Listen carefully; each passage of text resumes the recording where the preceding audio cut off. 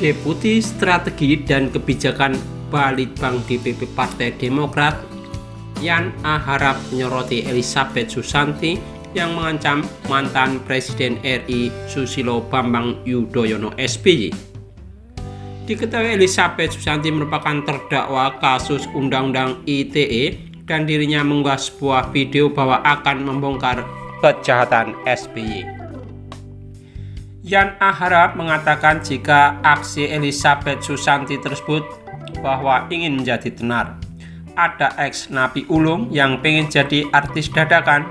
Sebenarnya Elizabeth Susanti hanya pemanasan menjelang Anas Urbaningrum bebas dari rutan karena rekayasa korupsi yang dimainkan Partai Demokrat. Pemirsa sekalian, kasus korupsi Hambalang sebentar lagi meledak dan ramai untuk mengusut ulang SBY dan pentolan Partai Demokrat. Sementara itu, Elizabeth Susanti hanya sebatas mengingatkan rakyat bangsa ini atas sandiwara dan rekayasa kasus korupsi era SBY. Apalagi Elizabeth Susanti akan muncul bongkar fakta Anas Urbaningrum, korban kriminalisasi SBY.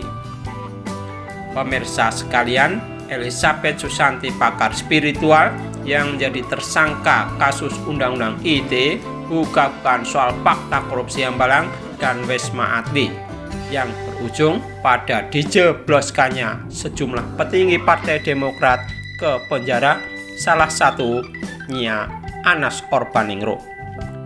Ia mengungkapkan Anas tidak tahu menahu soal mega korupsi tersebut dan hanya dijadikan sebagai kambing hitam oleh Susilo Bambang Yudhoyono SBY yang kala itu menjadi Presiden Republik Indonesia.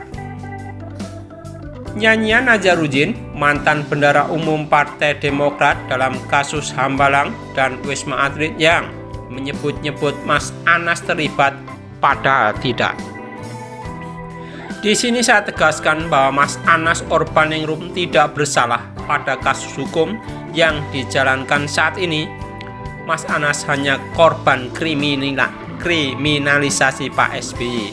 Wani, kata Elizabeth, seperti dikutip dalam video di kanal YouTube Opa Ajim Kamis 2 Juni 2022. Sementara itu lebih lanjut, Elizabeth menegaskan bahwa apa yang disampaikan adalah fakta dan ia mengaku punya bukti kuat jika publik menginginkan untuk dibuka secara umum.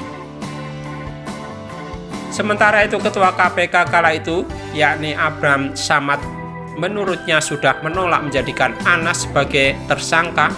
Namun dengan segala skenario rapi yang disusun SBY, Anas akhirnya dijadikan tersangka dan berujung penjara dengan tuduhan terlibat korupsi Hambalang.